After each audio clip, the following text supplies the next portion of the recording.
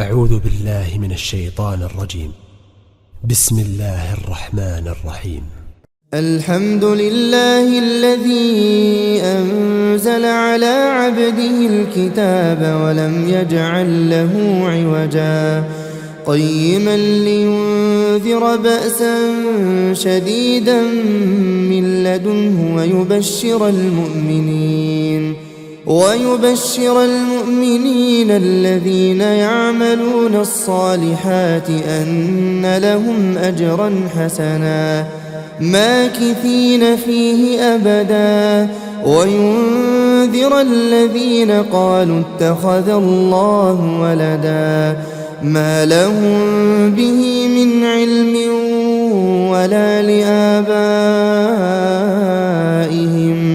كبرت كلمة تخرج من أفواههم إن يقولون إلا كذبا فلعلك باخع نفسك على آثارهم إن لم يؤمنوا بهذا الحديث أسفا إنا جعلنا ما على الأرض زينة لها لنبلوهم أيهم أحسن عملا وإنا لجاعلون ما عليها صعيدا جرزا أم حسبت أن أصحاب الكهف والرقيم كانوا من آياتنا عجبا إذ أوى الفتية إلى الكهف فقالوا ربنا آتنا من لدنك رحمة وهيئ لنا من أمرنا رشدا فضربنا على آذانهم في الكهف سنين عددا ثم بعثناهم لنعلم أي الحزبين أحصى لما لبثوا أمدا نحن نقص عليك نبأهم بالحق إنهم فتية آمنوا بربهم وزدناهم هدى وربطنا على قلوبهم إذ قاموا فقالوا ربنا رب السماوات والأرض لن ندعو من دونه إلها لقد قلنا إذا شططا هؤلاء قومنا اتخذوا من دونه آلهة لولا يأتون عليهم بسلطان بين فمن أظلم ممن افترى على الله كذبا وإذ اعتزلتموهم وما يعبدون إلا الله فأووا إلى الكهف ينشر لكم ربكم من رحمته ويهيئ لكم من أمركم مرفقا وترى الشمس إذا طلعت تزاور عن كهفهم ذات اليمين وإذا غربت تقرضهم ذات الشمال وهم في فجوة منه ذلك من آيات الله من يهد الله فهو المهتد ومن يضلل فلن تجد له وليا مرشدا وتحسبهم أيقاظا وهم رقود ونقلبهم ذات اليمين وذات الشمال وكلبهم باسط ذراعيه بالوصيد لو اطلعت عليهم لوليت منهم فرارا ولملئت منهم رعبا وكذلك بعثناهم ليتساءلوا بينهم قال قائل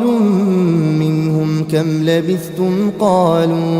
قالوا لبثنا يوما أو بعض يوم قالوا ربكم أعلم بما لبثتم فابعثوا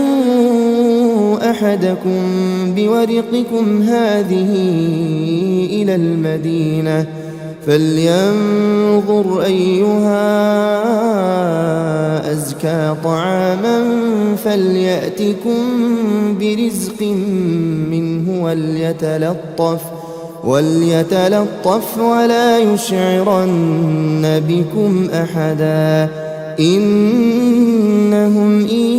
يظهروا عليكم يرجموكم أو يعيدوكم في ملتهم ولن تفلحوا إذا أبدا وكذلك أعثرنا عليهم ليعلموا أن وعد الله حق وأن الساعة لا ريب فيها إذ يتنازعون بينهم أمرهم فقالوا بنوا عليهم بنيانا ربهم أعلم بهم قال الذين غلبوا على أمرهم لنتخذن عليهم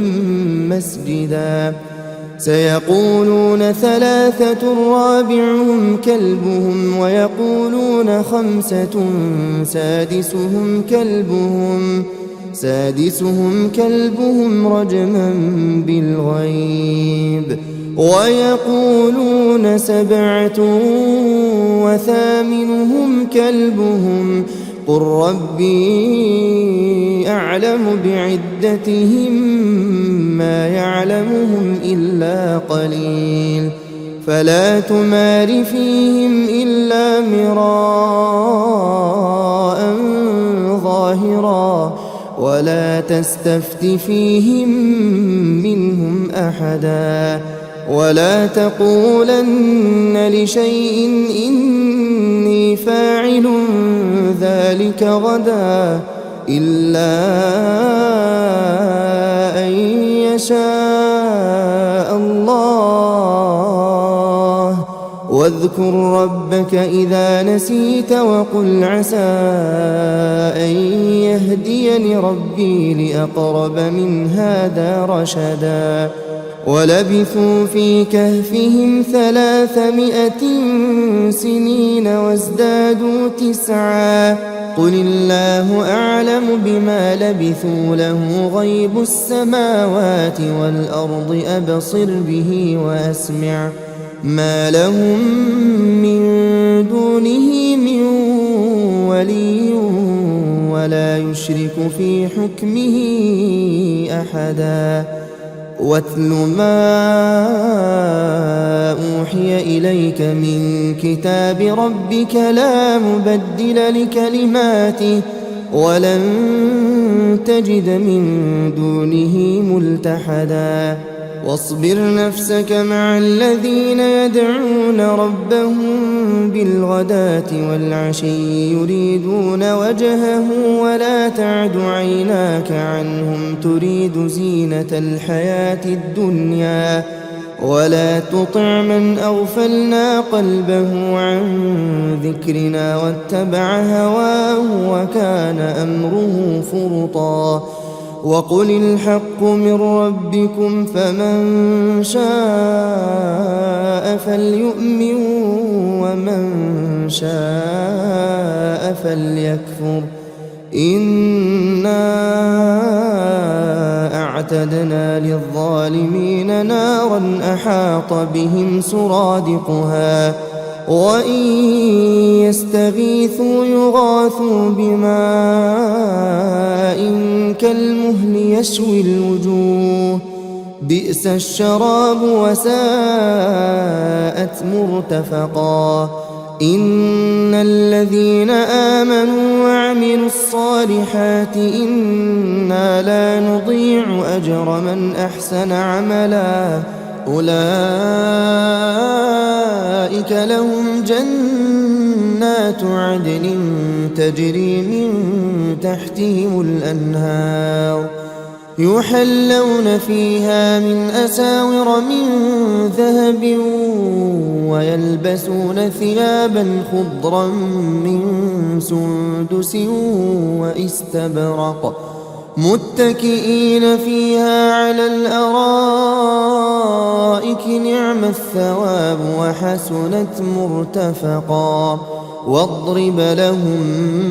مثل الرجلين جعلنا لأحدهما جنتين من أعناب وحففناهما بنخل وجعلنا بينهما زرعا كلتا الجنتين آتت أكلها ولم تظلم منه شيئا وفجرنا خلالهما نهرا وكان له ثمر فقال لصاحبه وهو يحاوره أنا أكثر منك مالا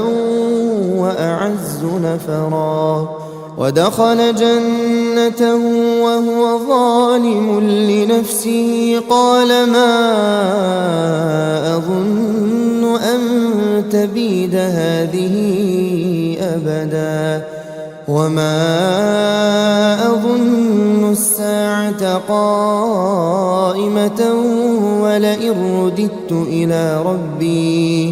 ولئن رددت إلى ربي لأجدن خيرا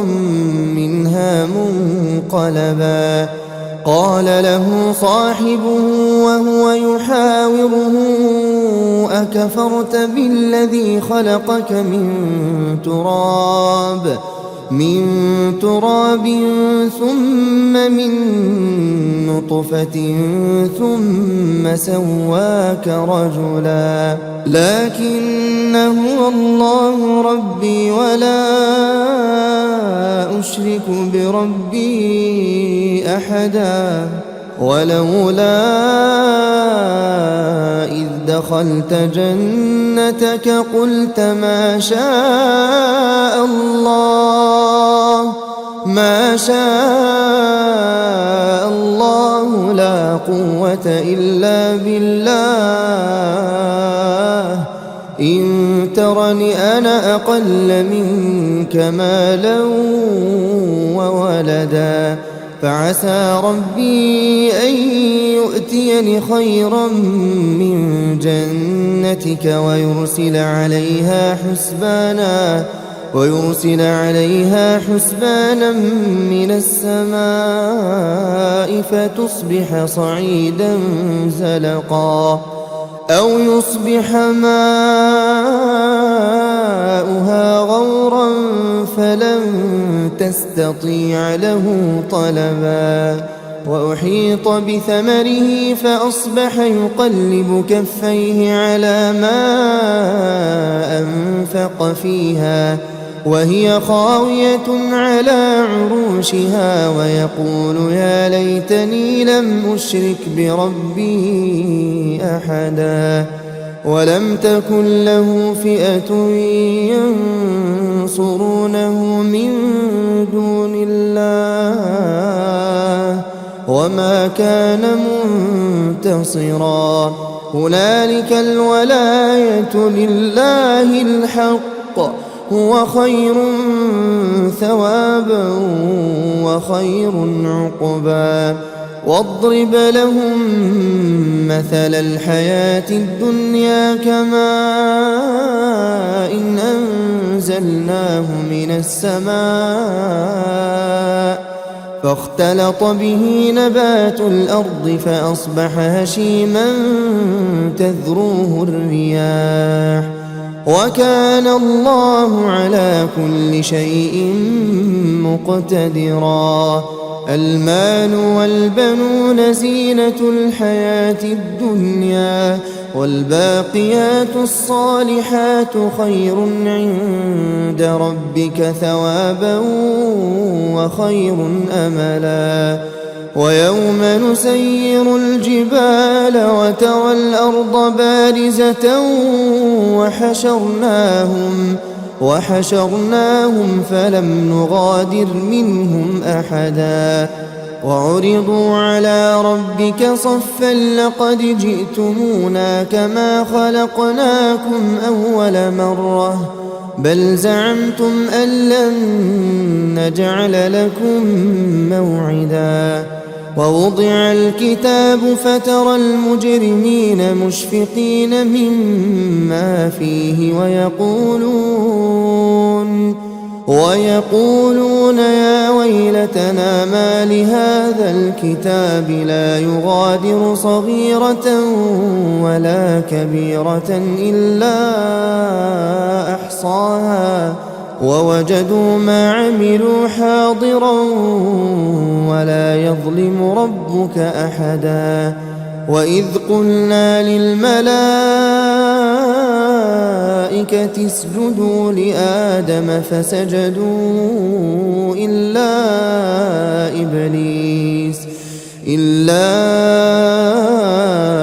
إبليس كان من الجن ففسق عن أمر ربه أفتتخذونه وذريته أولياء من دوني وهم لكم عدو بئس للظالمين بدلا ما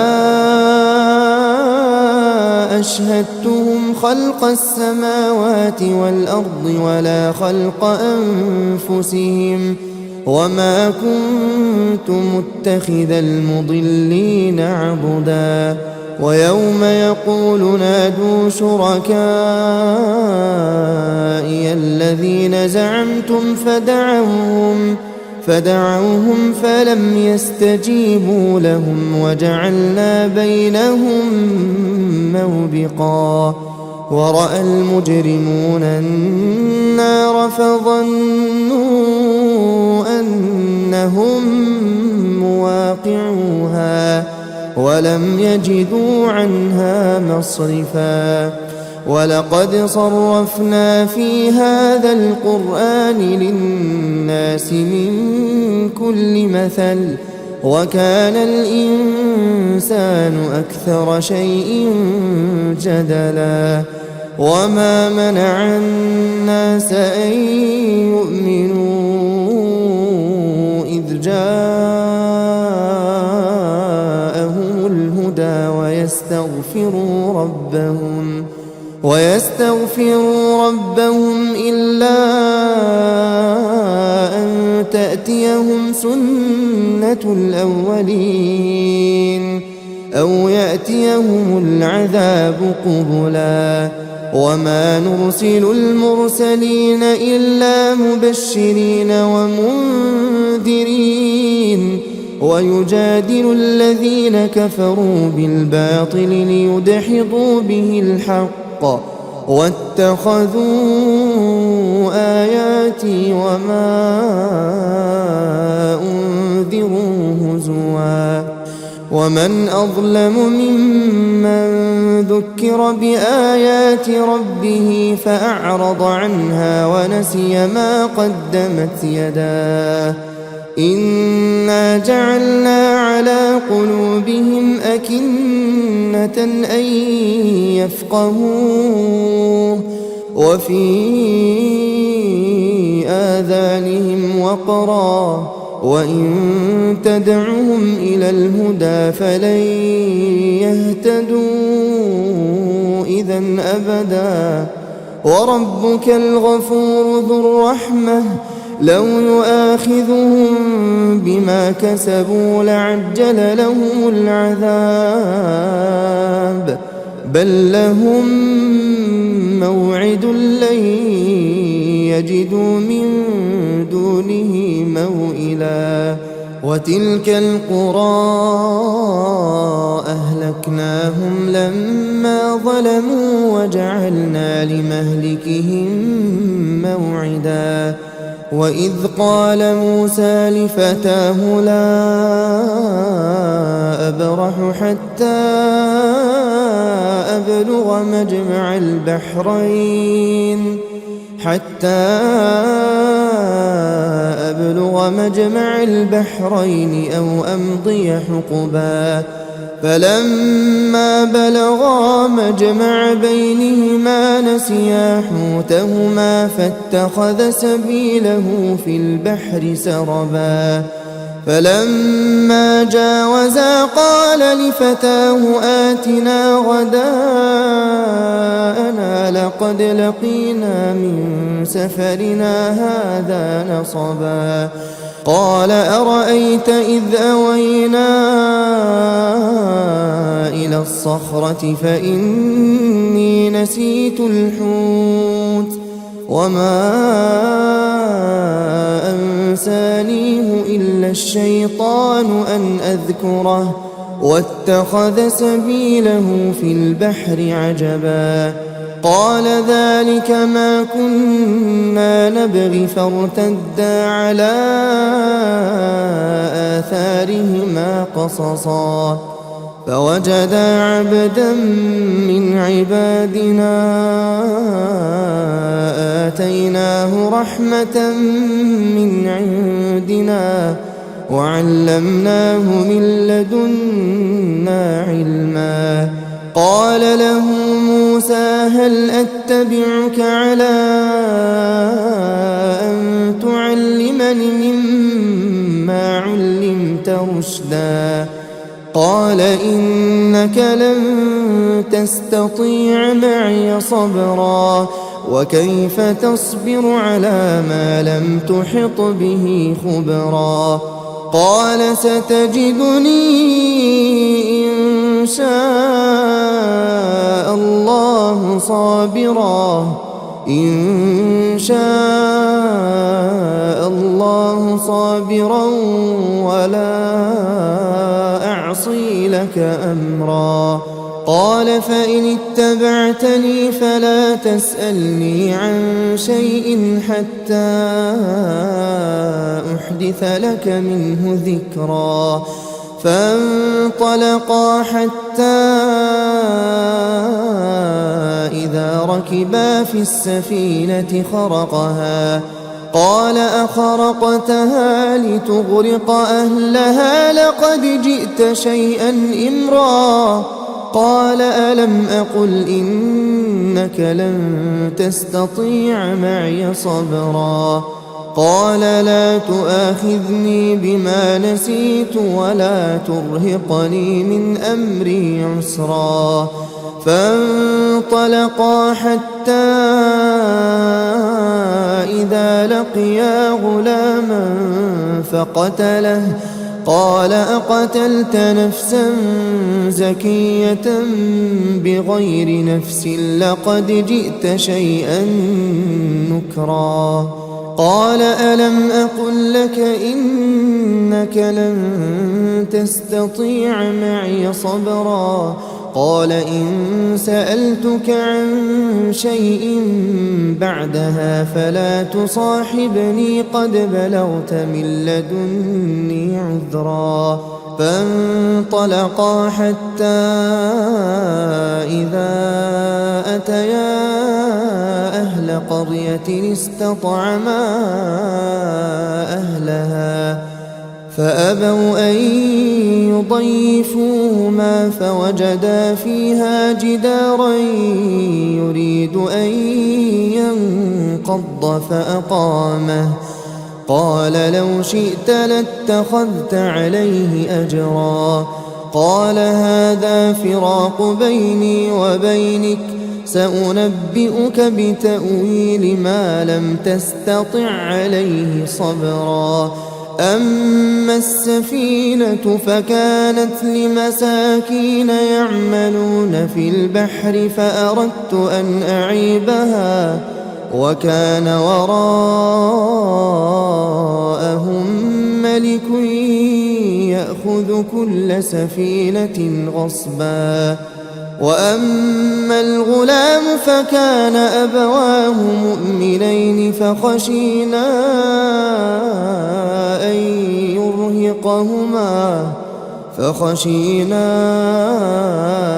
أن يرهقهما طغيانا وكفرا، فأردنا أن يبدلهما ربهما خيرا منه زكاة وأقرب رحما. وأما الجدار فكان لغلامين يتيمين في المدينة وكان تحته كنز لهما وكان أبوهما صالحا، فأراد ربك أن يبلغا أشدهما ويستخرجا كنزهما رحمة من ربك، وما فعلته عن أمري، ذلك تأويل ما لم تسطع عليه صبرا. ويسألونك عن ذي القرنين قل سأتلو عليكم منه ذكرا. إنا مكنا له في الأرض وآتيناه من كل شيء سببا، فأتبع سببا حتى إذا بلغ مغرب الشمس وجدها تغرب في عين حمئة ووجد عندها قوما، قلنا يا ذا القرنين إما أن تعذب وإما أن تتخذ فيهم حسنا. قال أما من ظلم فسوف نعذبه ثم يرد إلى ربه فيعذبه عذابا نكرا. وأما من آمن وعمل صالحا فله جزاء الحسنى وسنقول له من أمرنا يسرا. ثم أتبع سببا حتى إذا بلغ مطلع الشمس وجدها تطلع على قوم لم نجعل لهم من دونها سترا. كذلك وقد أحطنا بما لديه خبرا. ثم أتبع سببا حتى إذا بلغ بين السدين وجد من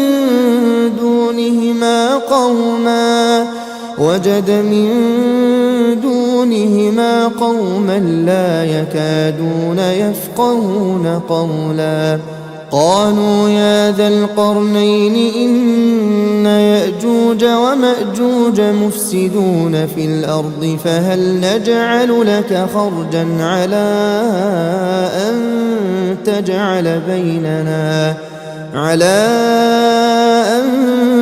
تجعل بيننا وبينهم سدا. قال ما مكني فيه ربي خير فأعينوني بقوة أجعل بينكم وبينهم ردما. آتوني زبر الحديد حتى إذا ساوى بين الصدفين قال انفخوا حتى إذا جعله نارا قال آتوني أفرغ عليه قطرا. فما استطاعوا أن يظهروه وما استطاعوا له نقبا. قال هذا رحمة من ربي فإذا جاء وعد ربي جعله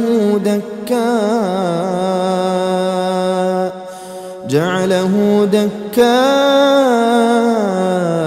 وكان وعد ربي حقا. وتركنا بعضهم يومئذ يموج في بعض ونفخ في الصور فجمعناهم جمعا وعرضنا جهنم يومئذ للكافرين عرضا. الذين كانت أعينهم في غطاء عن ذكري وكانوا لا يستطيعون سمعا أفحسب الذين كفروا أن يتخذوا عبادي من دوني أولياء إنا أعتدنا جهنم للكافرين نزلا قل هل ننبئكم بالأخسرين أعمالا الذين ضل سعيهم في الحياة الدنيا وهم يحسبون أنهم يحسنون صنعا أولئك الذين كفروا بآيات ربهم ولقائه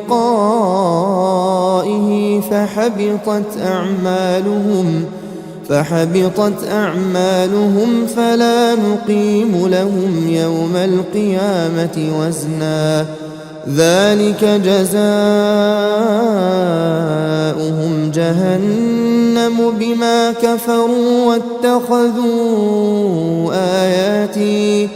واتخذوا آياتي ورسلي هزوا إن الذين آمنوا وعملوا الصالحات كانت لهم جنات الفردوس نزلا خالدين فيها لا يبغون عنها حولا قل لو كان البحر مدادا لكلمات ربي لنفد البحر قبل أن تنفد كلمات ربي ولو جئنا بمثله مددا قل إنما أنا بشر مثلكم يوحى إلي أنما إلهكم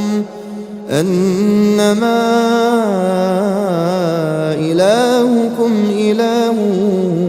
واحد فمن كان يرجو لقاء ربه فليعمل عملا